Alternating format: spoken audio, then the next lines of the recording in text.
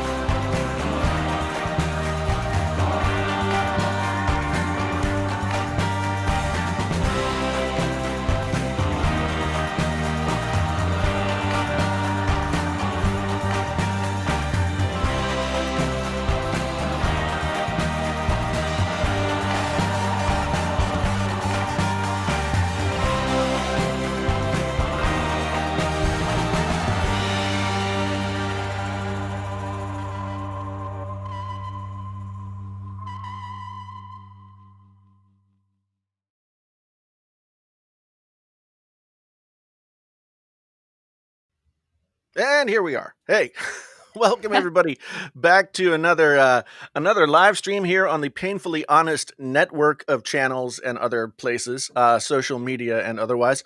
Today we're doing something a little bit different. We've got Anya from Restream here with us today, and if you've been regularly watching the live streams, you guys know that Restream has been sponsoring the channel for the past few months, and I I just kind of have really been enjoying the Restream experience. So I figured I'd get Anya on here. I know I've asked a lot of questions in community chat and other places about what people want to know about live streaming in general or Restream specifically. And so here's Anya from Restream. Hello, Anya. Thank you for coming. Hi, Jason. Thank you for having me. I'm so excited. Yeah, I always wanted to be on Painfully Honest Tech. That is something like life goals Cool. too. Thanks. Yeah, well, I'm glad you're here. I mean, I know we've got some folks out here in the chat already, and I think the best way to start out maybe is just kind of like maybe you give us a little bit of a background about Restream and kind of the philosophy behind it, and then kind of what generally you like for people to think of when they're thinking about Restream, I guess. Yeah, that's a good start. I like to tell Restream story to people who are familiar with the product but maybe don't know everything about us. So to keep it short, Restream started about 5 years ago, but by a couple of very passionate entrepreneurs back in Ukraine, and that was in 2014. That's actually more than 5 years by now. Yeah. Back in the days when you said you are a streamer, you pretty much 99% of the time meant that you're a gaming streamer. There was no such thing as LinkedIn Live. Facebook Live was barely kind of sort of coming around. And streaming in general was kind of like a very niche thing, not widespread, not very popular. But our founders had this vision that the future of content is live. And as kind of the evolution of content was happening from text to photos to videos, they believe that the next level of that evolution is interactive live experiences for the creators and their communities. And that's why going to many platforms at the same time seemed like a logical solution to allow creators to reach as many eyeballs as possible. So that's why Restream started as a multi-streaming product exclusively. Just take your live stream from OBS or any other encoder and push it to multiple social networks simultaneously. Now, fast forward to 2021, kind of hopefully past pandemic almost, we are looking at 4 million content creators that are using Restream on a regular basis, both multi-streaming core product as well as the studio where we are at right now. So basically we allow people to overcome that need of knowing about OBS or professional video editing or video streaming software or hardware and allow them to go live directly from their browser on platforms like YouTube, Facebook, LinkedIn, Twitch, Twitter, and many others, and create those live experiences for their communities, whichever industry they are creating in. So that's a quick story of Restream. Yeah. I kind of came along and found Restream in those early days when I wasn't doing so much game streaming, but I was streaming on YouTube. But I also wanted to like get a foothold on Twitch and other places, and it was kind of like the one way that I knew of out there where you could sort of send your stream to multiple places if you just went through the Restream portal, and a lot of times back then if we were doing group chats like this and having guests on and that sort of thing, we were using Google Hangouts, and then Google Hangouts went away, and the era of sort of the browser based studio has really come on in the past couple of years, and I got to say, like having used like the early ones and still to this day kind of knowing what other people are using and stuff, Restream has been, for me, the most stable and the most quick to come with new features all the time, and just kind of doing a lot. Whereas, and I mean, I used to have technical difficulties all the time. It seemed like all the time, at least. And for some reason, since I've been using Restream, I've never had one of those things where it's like, oh, the whole thing is slowing down, and I don't know. I don't know if it's Restream or if I'm just getting lucky, but I've just been really enjoying like the chat inlay and being able to use, pre-roll stuff and video and all the different things that Restream has brought to the table has been a lot of fun. And it's one of the reasons I didn't do it before was to do that, you kind of had to use like another program, OBS or Wirecast or, something like that to get those things in. And that always was a lot of heavy lifting to get the scenes the way you wanted to and to get all the video set before. Restream just makes it a lot easier to get that same stuff going without having to know everything that you're going to want to do right off the top of the right off, and then be. I'm more of a let's just see what happens kind of person. so it's anything from sharing screens and talking about pieces of news articles or whatever to being able to share chat. I mean, I love the chat overlay thing along with being able to feature a chat. Because one thing that I've found with a lot of my audience for my longer streams is they might not be watching specifically, and so they don't necessarily know what people are saying in the chat. So when I feature someone's question or someone's comment, it makes it nice for me to be able to feature it. So I have it right here in front of me and I can read it and read it out loud for the people who aren't necessarily, paying strict attention to the screen. So they're just those little things that have made it really easy to have the stream be more feature rich, I guess. And I've really enjoyed that aspect of it. Yeah, I mean, the simplicity and the ease of use is actually number one North Star for us as we develop and roll out new features and new things at Restream. This is why Studio came along, because we realized that for a lot of people, software like OBS is defeating. Like, you Yeah. open that up, and if you don't have much video production experience, you don't know where to start. And you already have enough anxiety and things to overcome when you're considering to make yourself vulnerable and go live on social platforms. So you don't need another thing to be worried about, which is technology and things that you don't understand. And definitely a lot of features that we have here are built on the idea that we talk to our users through interface. So we make it very intuitive and easy to understand that, like, okay, if I click on this chat message, which I like, and I want to highlight it, it immediately pops up on the screen. Right. And again, with this encouraging and inviting the community into the conversation in mind, ease of use, simplicity, making you creators feel like badasses, even if you don't know what you're doing and it's your first stream ever. Like, that's the goal. Yeah. Yeah. No, it's been really great. And I just a lot of people have asked me different questions about, how to do live streaming. And I tried to use OBS like for several years. And the thing that always frustrated me was not that I didn't understand the program, but that sometimes you would be ready to go live and you would open up OBS and it wouldn't pick up your camera for some Ah, reason, or interesting. or just like weird little technical things that would happen that, really kind of when you're getting in the mindset to go live, you're trying to think about that and you're trying to get your headset just like sort of into that whole idea, and any kind of technical weirdness just pulls you right out. And so you're starting the stream already kind of discombobulated and just kind of all over the place.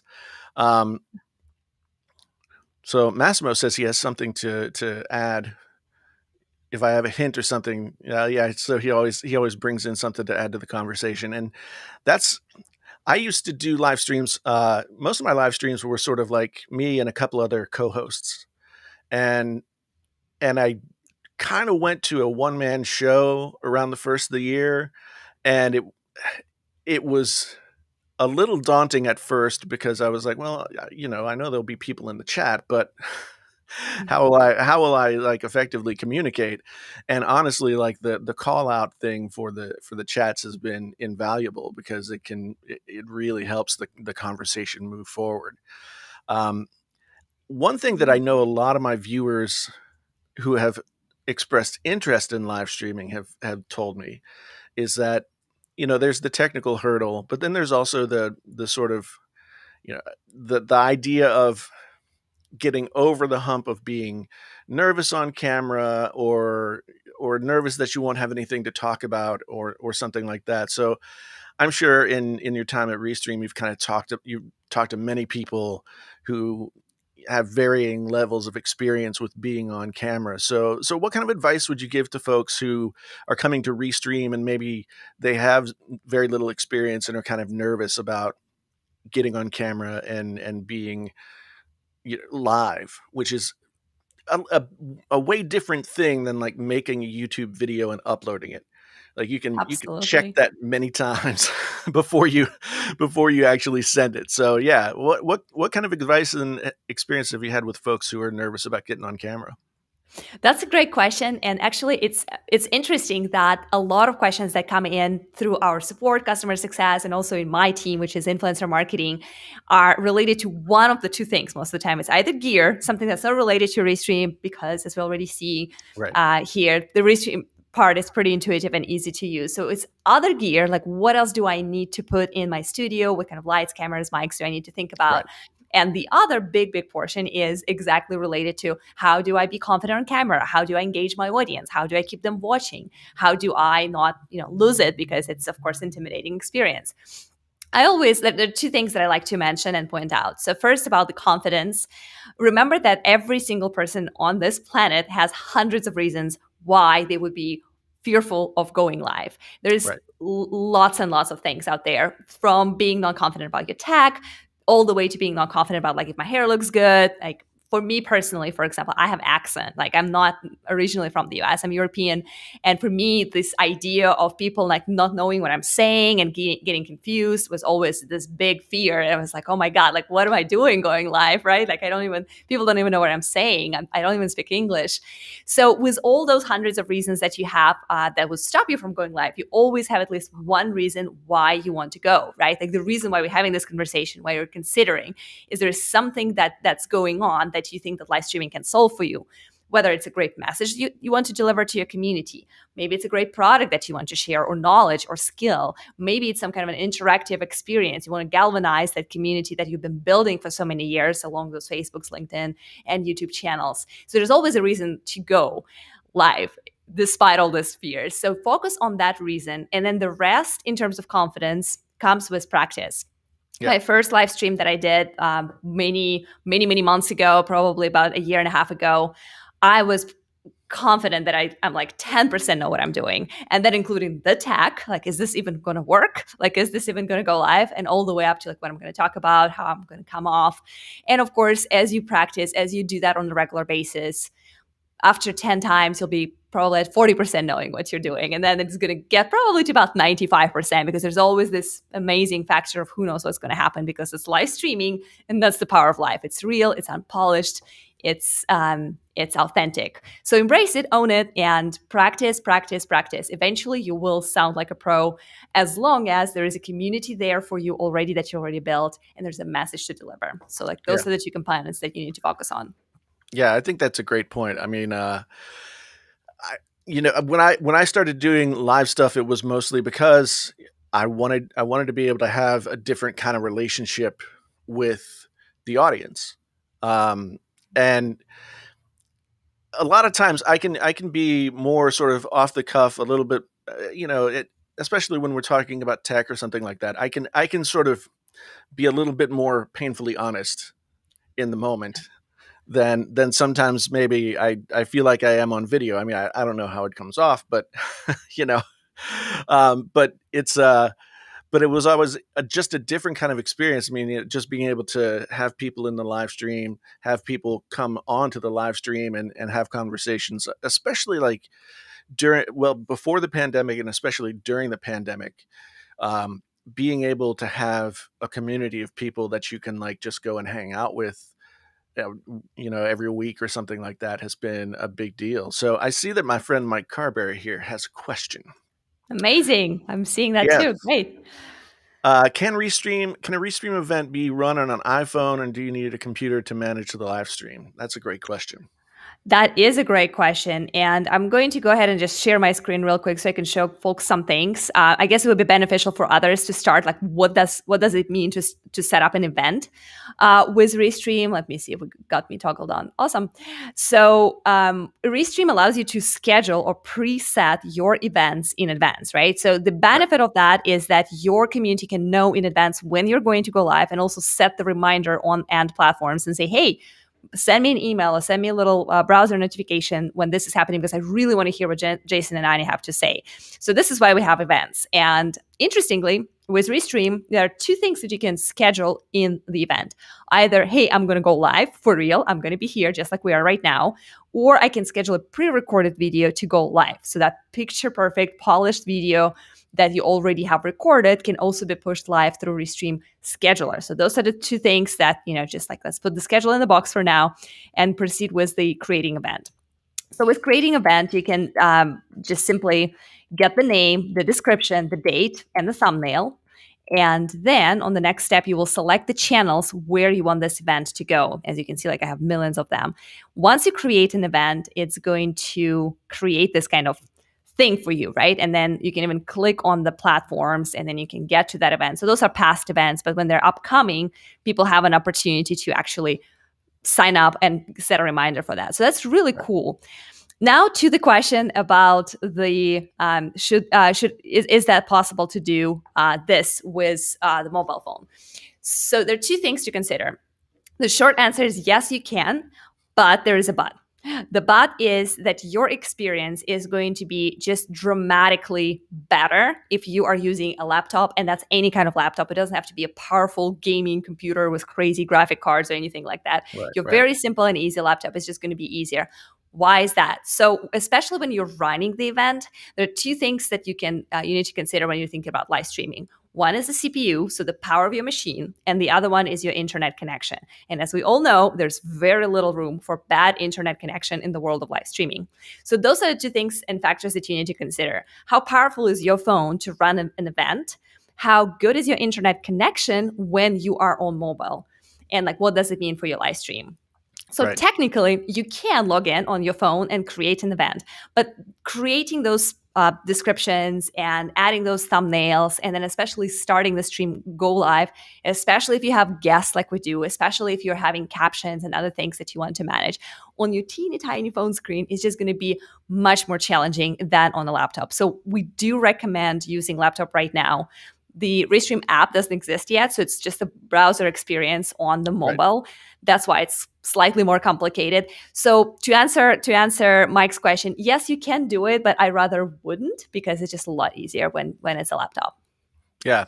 Yeah. And these days, I mean, with the power of most computers of the past couple of years, even a more basic PC or Mac can handle it, easily. It's just like you said, it's a matter of the internet connection that you have and that sort of thing. Um, and I mean, one thing that might be good about going live on a mobile phone or even something like an iPad, if it has a like a data connection and you have an unlimited plan or something, is that might be more stable than than Wi-Fi on a on a mobile device. But yeah, I've never tried to go live on a mobile device. I know that it used to be a big thing on Twitch. People used to Yeah. wander around and get themselves in trouble and and that sort of thing. But Yeah.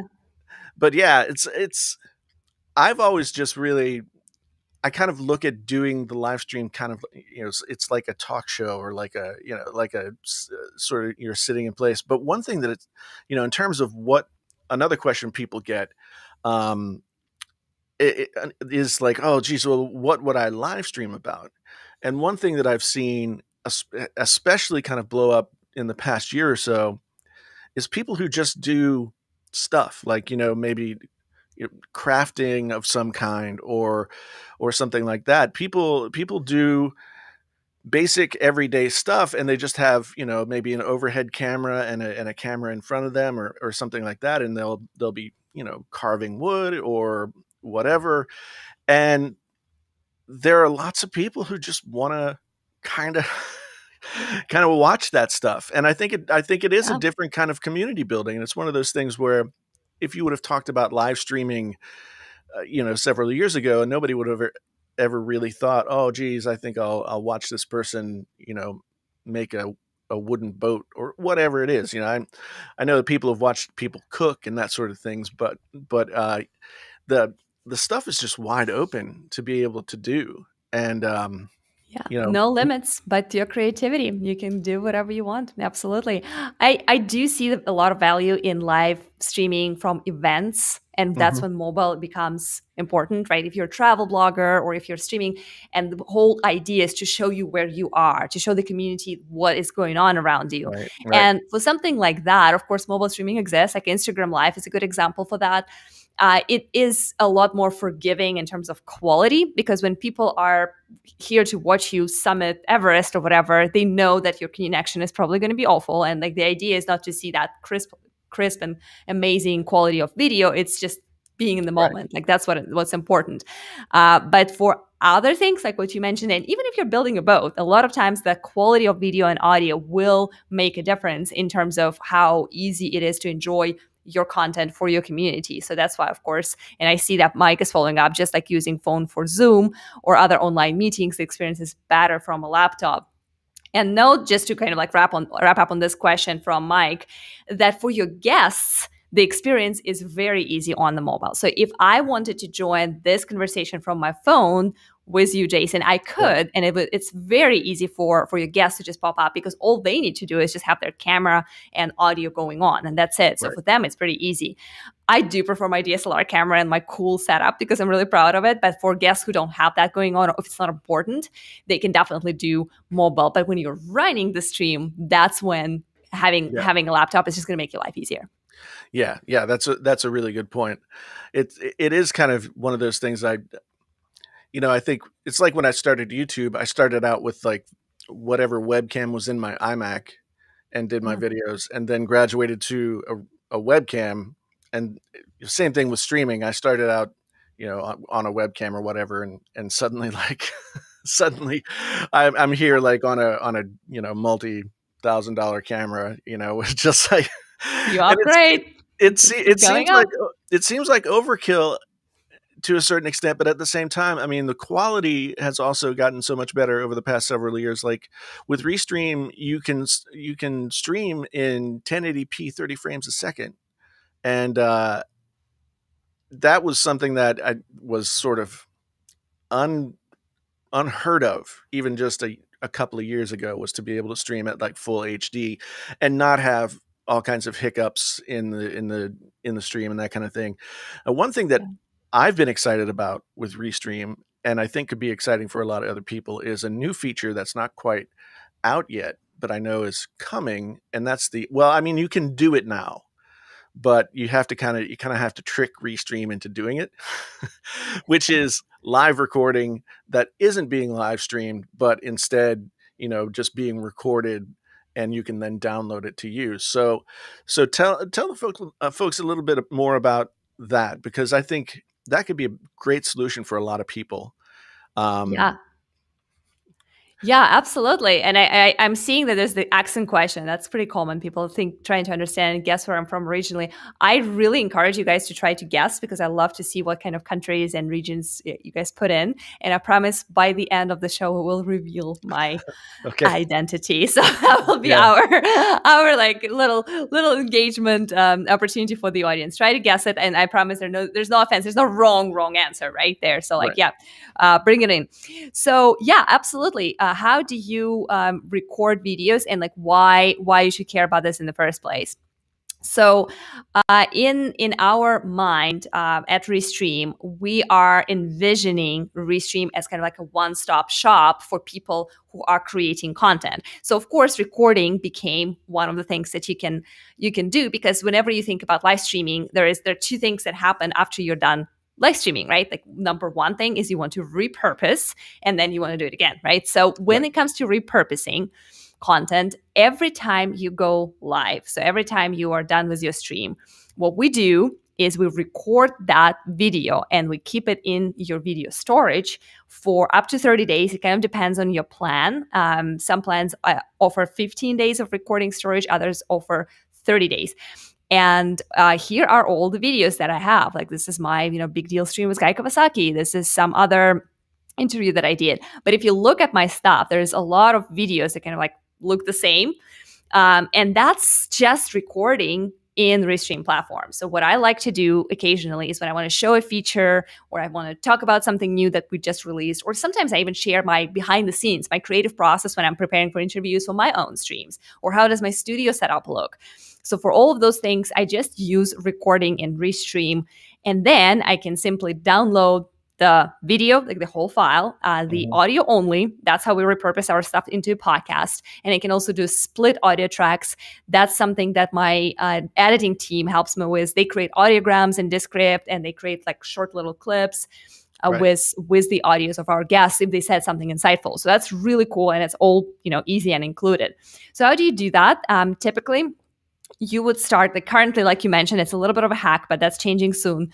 So you will start in your studio, and right now, as of today, in order to go live, you will need to go to your setup and make sure that all of those channels that you have are turned off. Like, so you're Right. toggled off everywhere.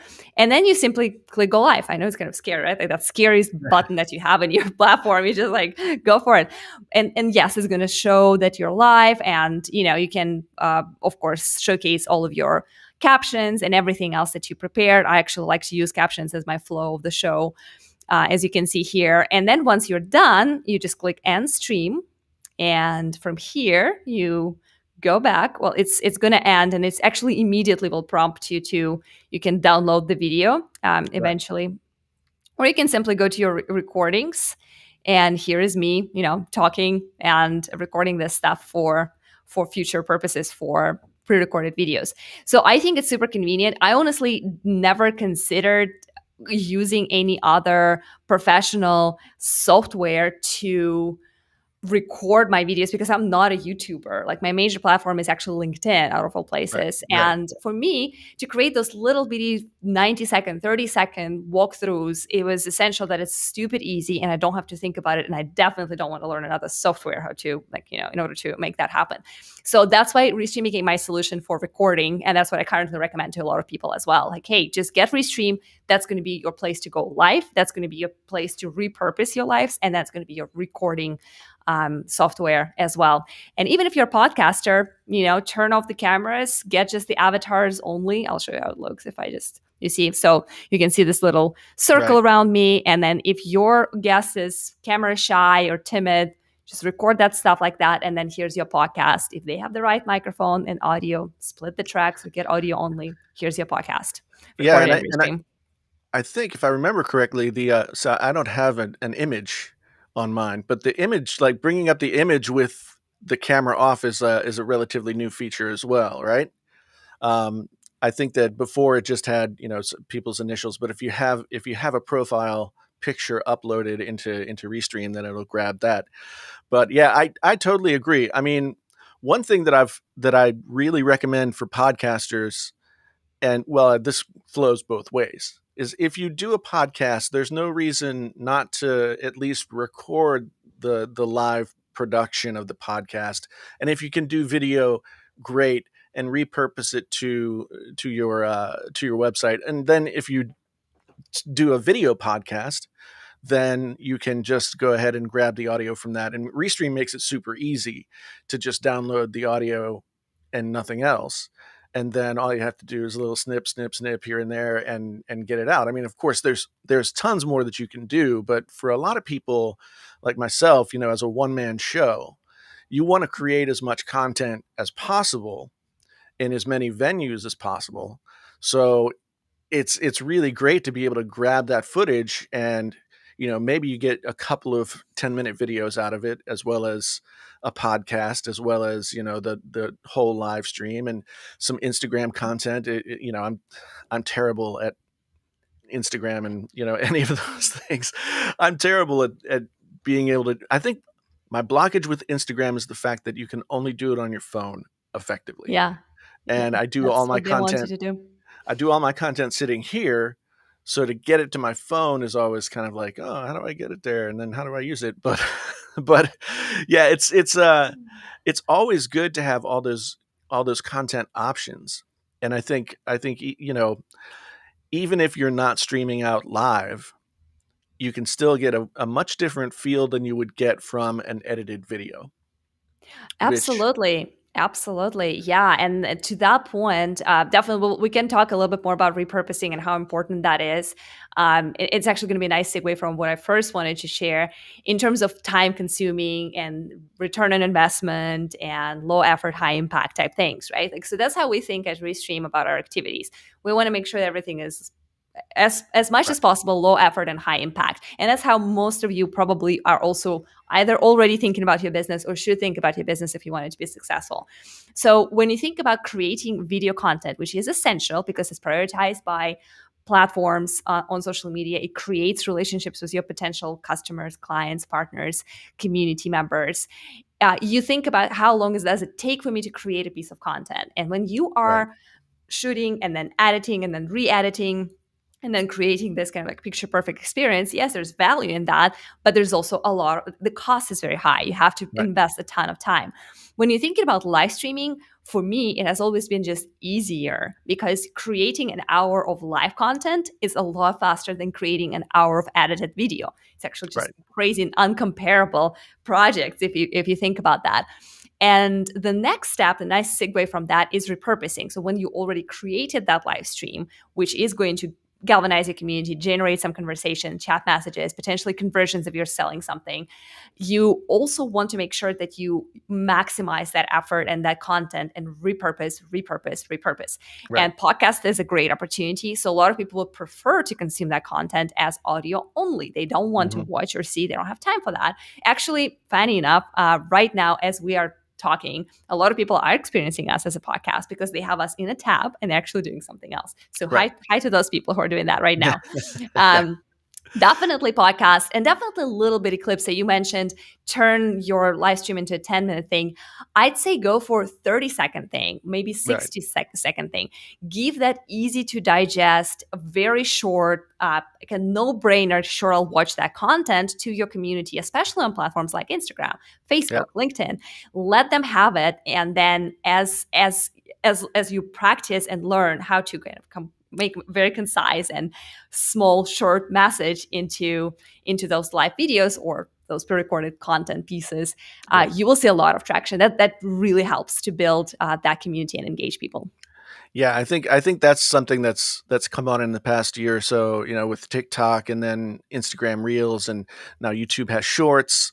Shorts, I yeah. I think, well, I mean, a lot of what is happening on YouTube Shorts right now is the same thing that happens on Instagram Reels, which is people are taking their TikToks and they're putting it onto, the other platforms that have the same format. But as you said, being able to grab 30 or 60 seconds of a piece of a live stream or even a piece of pre-recorded video and dropping it into YouTube Shorts and then Instagram and TikTok and different places like that can really drive people to um, your sort of, it can be the top of the funnel, as they say, Yeah. where Yeah. it kind of brings people down to the content that you really that is really the core of what you're doing. Um, I noticed Michael had a question here about Austin, Texas, Yeah. Of a, course. a place I always planned to be. I used to be a musician and always thought, well, I'll get to South by Southwest one of these days. Yeah. Never got there. But I have many, I many friends know. who've lived in Austin or who still live in Austin. So Michael's wondering if Austin is now like the the hub of podcasting. It's a great question. Yeah, like so when we first heard news about Joe Rogan starting his podcast studio here, it kind of coincided with this whole like massive like California to Austin, Texas exodus that's happening Hmm. in anyway. Elon Musk is one of the examples. A lot of companies such as Google, Facebook, Amazon are opening offices here. They have presence in Austin, Texas. So Austin is becoming that piece of California out of California, growing like crazy. Good luck buying a house here these days. It's Right. like the Yeah. prices are just like ballooned like crazy.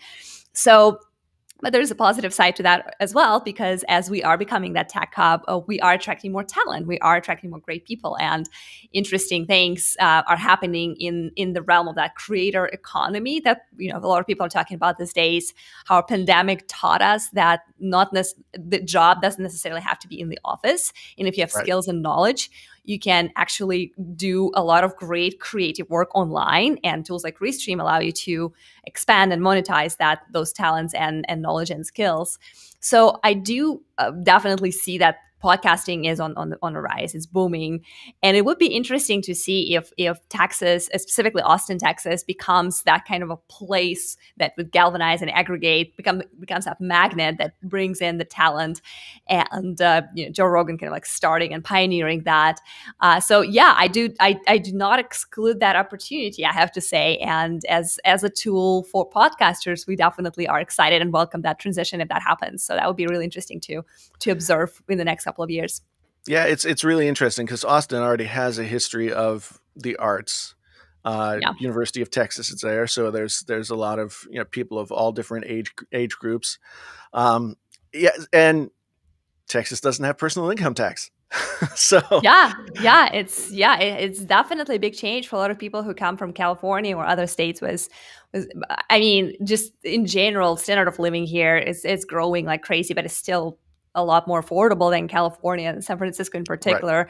So you do upgrade your quality of life, and you also open up a lot of opportunities. So for creative people, this is great. A lot of talent to hire, to work with, collaborate on, and of course, a lot of people who are hungry for that kind of stuff, hungry for great music, for good content, for good shows, for interesting things in the digital world, interactive, like South by Southwest that you yeah, mentioned. It's actually a music and interactive festival. It's film, music, and interactive, right? Like, so all kinds of arts, but also tech, technology, innovation, all of that. So definitely I can see how being the capital of podcasting is in tune with Austin vibe in general. And I've been here for almost 11 years now. So yeah. definitely seen a lot of change and transition, and I like the direction we're going. Oh, Definitely.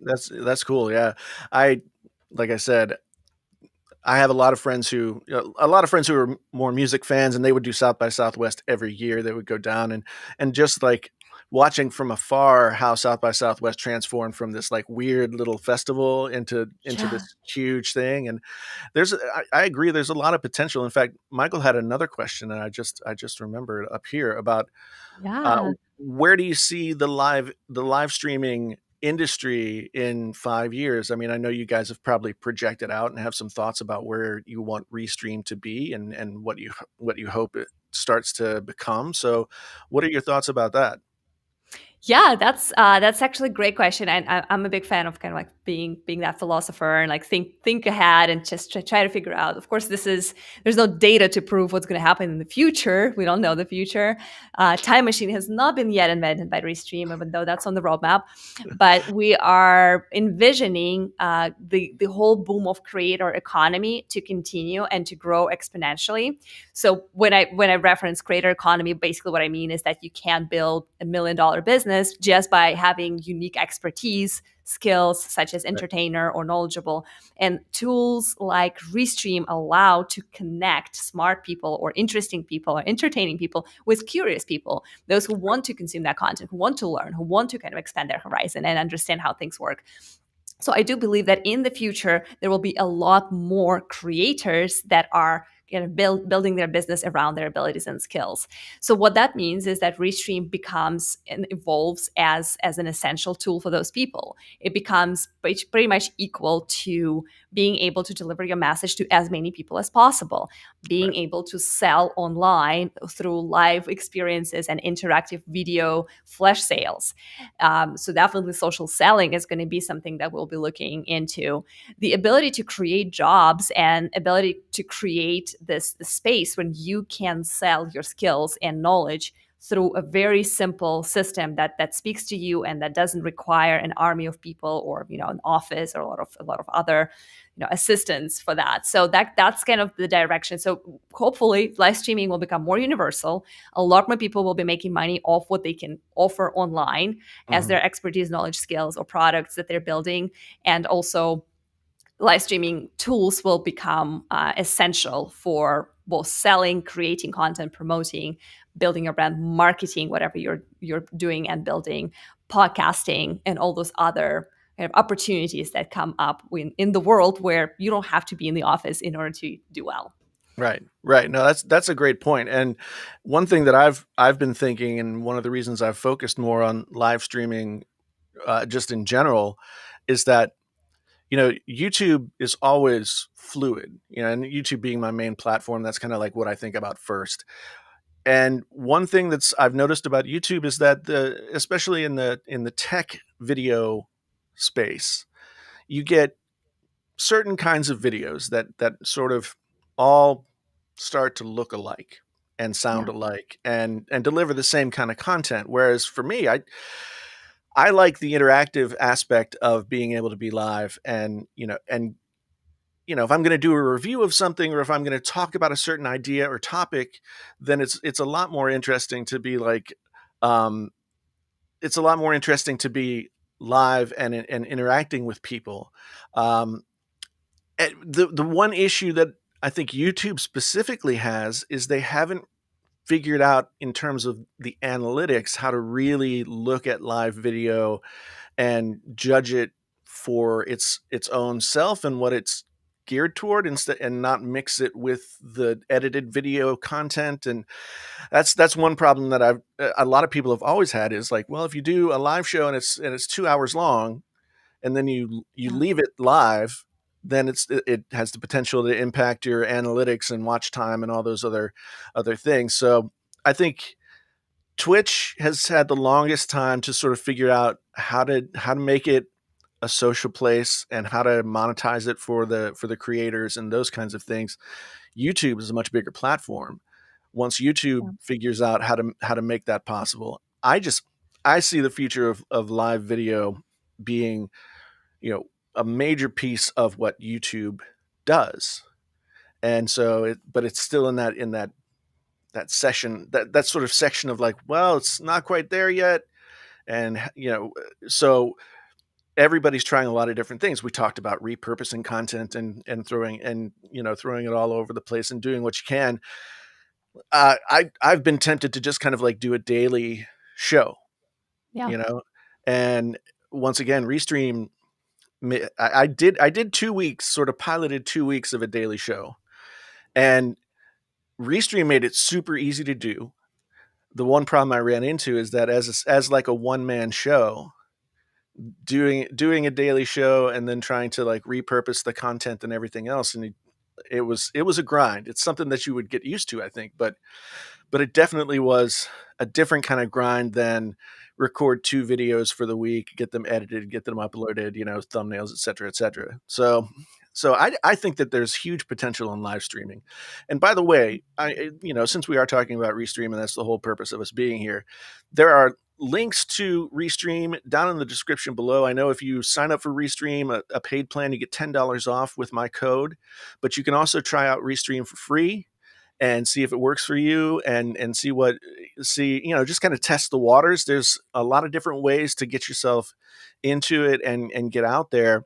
And so just check out those links down in the description below. I also have a contest running right now where Oh, I'm giving away this microphone. it's it's a wow. uh, it's a Presonus uh, Revelator USB microphone, and it's Nice.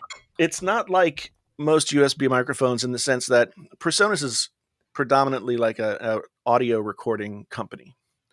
And this Yeah. has not only the stuff that you would need for live streaming or podcasting, but it also has a lot of stuff that if you're a musician and you want to live stream or something like that, it is the audio interface. It has software that has all of the EQ and everything else that you would want to use to sort of to polish up your music, and it's all right there in one little software package with this mic. And I'm giving one away. Contest ends tomorrow, so Hurry check out up. yeah, check out that link down there. One of the ways that you can get an entry is go and check out Restream and sign up for a Restream account, just and check that out. So we're trying to get people over to check out Restream, specifically because honestly, the Restream. I mean, I knew about Restream, and I kind of was looking to settle into one platform, and you guys were the people that I went to and said, "Hey, I really like what you're doing, and that's how we kind of ended up with this partnership. So it's been really really great. So if you're on the fence about live streaming, you know just go ahead and click that link and get out there, see what happens. uh you know Yeah, it, yeah, it's a great recommendation, and I kind of like to add on to what you said about multi-streaming.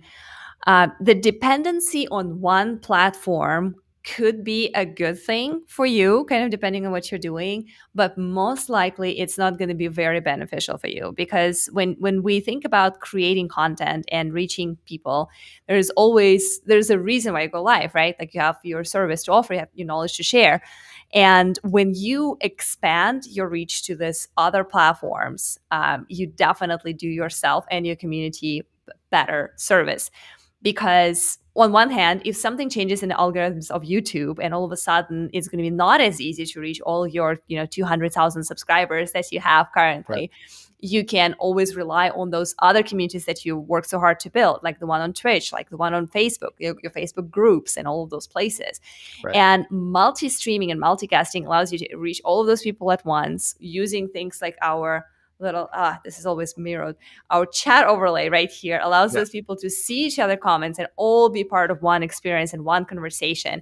Since live streaming is a two-way street, it's very important to include them into what we're talking about.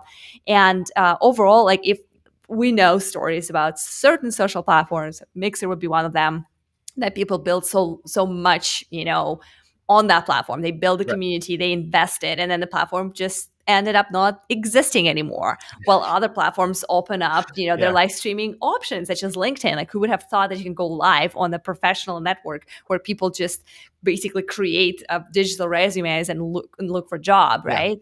yeah, And now that's a space when you can learn, when you can network, when you can have professional conversations and masterclasses and workshops. So hmm, uh, being able to go to many places, being able to connect all of those communities that you work so hard building, I think is a superpower. And that's why not that many companies allow you to multi-stream to that many platforms. Restream, I think, right, has the record number of 30 plus. So definitely consider. Don't hold yourself back. Don't allow anything to hold you back because like, oh, I'm just focusing on this one platform. right. Like just toggle them all in, and see what Yeah, happens. and if you're just starting out, I mean, there's no reason not to create multiple accounts and just kind of put yourself out there in a bunch of different places, and maybe you find that you gain traction in one place first rather than another place. So you don't have to be locked into one platform and then try and grow on another.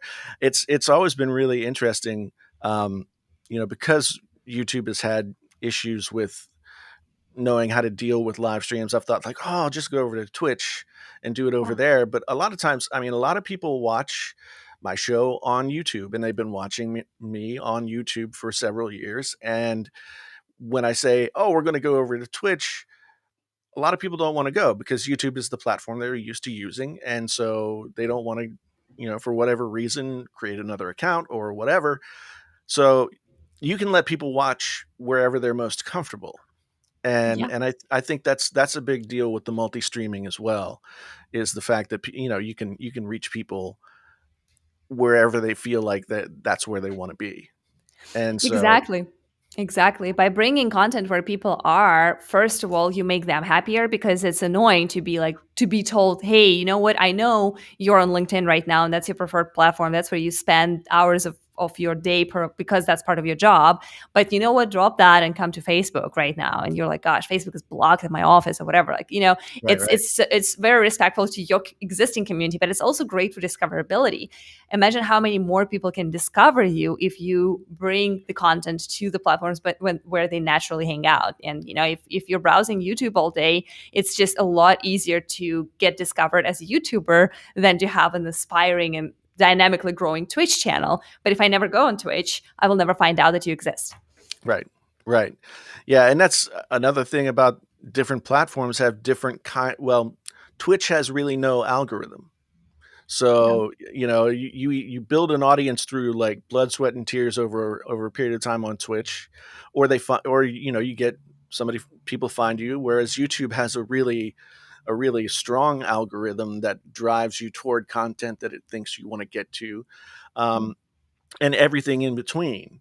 So the discoverability is a big deal for your existing audience. If you have a YouTube channel, then when you schedule a live stream beforehand, then they get a notification, and it might pop up in their suggested feed that, oh, live stream on, whatever day at 2 o'clock, and they can set a reminder for themselves right from that thumbnail, and get a notification whenever the live stream is about to come around. So slowly but surely, everything is sort of starting to move in the direction of live streaming as a way to really make content. And I'm excited for the future of live streaming, because I just think that TV is pretty much dead, right? I mean, we got streaming services there, so we can watch TV shows, but I think that the older generation is still like tuning into like, Good Morning America or something like that, and that's how they kind of get the news of the day, and they interact with, things that they're interested in. But it's way different now, and I think with all of these different live outlets, people are going to find ways to sort of build in their social circle, and find their social circle.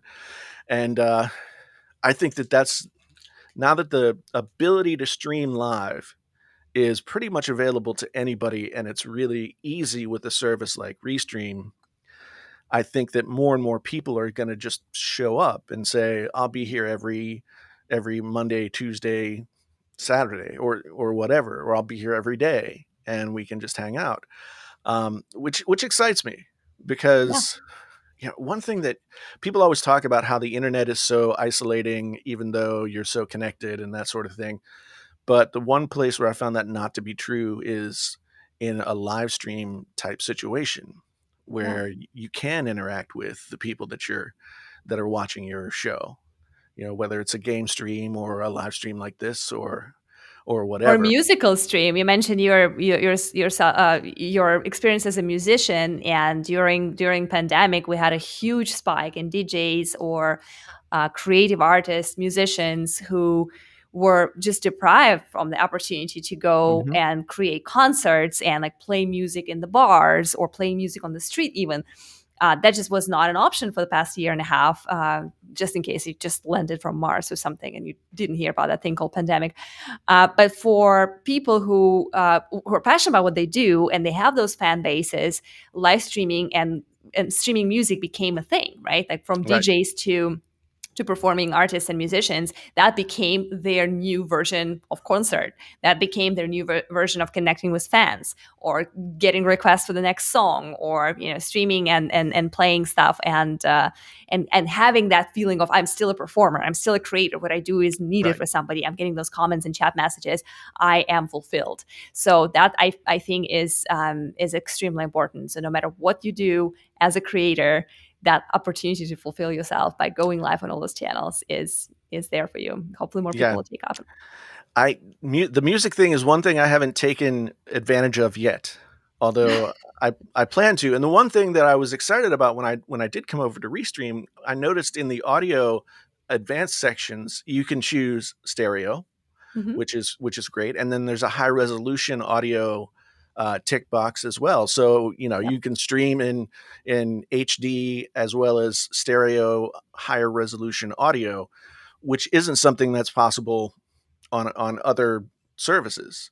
Yeah. So it's it. I keep telling myself I'm going to do it, and then I just like, It I'll do is. it It is. tomorrow. It's a process, yeah, to like set up your whole musical thing. But yeah, full the high definition audio, and there's a bunch of little bitty settings there in your audio section, or advanced settings as we call them. You can cancel your echo, you can suppress your noise, definitely get into stereo, and the high res is also great for podcasting. So we do think about sound as an essential experience of live video. And Right. actually, if anything, I would recommend prioritizing your investment into a microphone over your investment into camera or lights, because audio is very important. People will Yeah. not experience your live stream if the audio is bad, if they cannot understand what you're saying or can hear you, or it's distracting. And they will be much more forgiving to the video that is not perfect or DSLR quality. Yeah. So yeah, definitely lots of options to create quality audio experiences, whether it's music or podcasting or video itself. So Yeah. yeah, Yeah. awesome. I preach the audio thing often, because Yep. I think for video creators, it's sort of like not the first thing that they think about. But if you have bad audio and great video, I think Yeah. people are. Yeah, I always if the audio is bad, I'll click away. I Um, agree. I agree. Same here.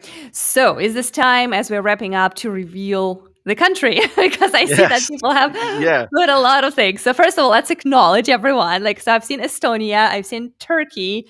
Very interesting guess, by the way. I've never had that before.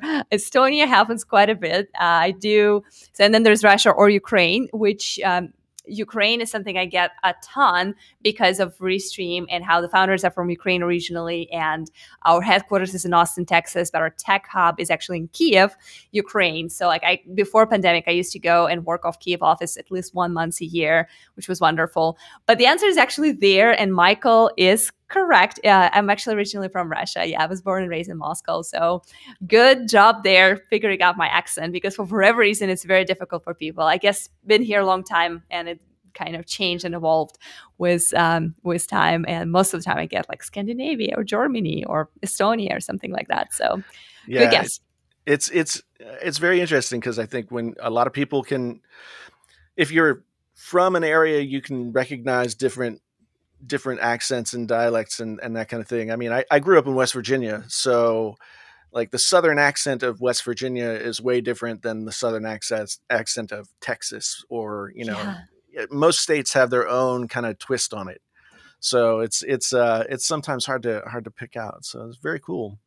But yeah, I awesome. want Anya, thank you so much for hanging out and talking about Restream with us, and thanks to everybody who's been hanging out in the chat, or anybody who's watching this on the replay and has made it this far. You guys are awesome. If you ever have any questions, you can just drop me some a question on Twitter at the Jason T Lewis is my Twitter handle, and I'm really responsive on Twitter because that's sort of the social media platform that I get notifications for.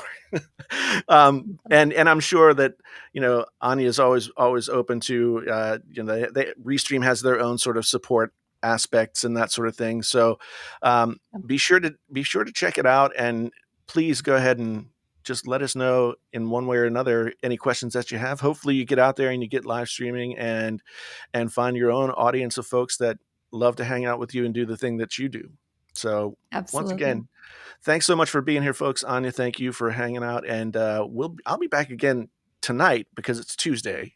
I keep forgetting, and I do Tuesday night, 7 o'clock my time. I'll be back again for another Painfully Honest live show. So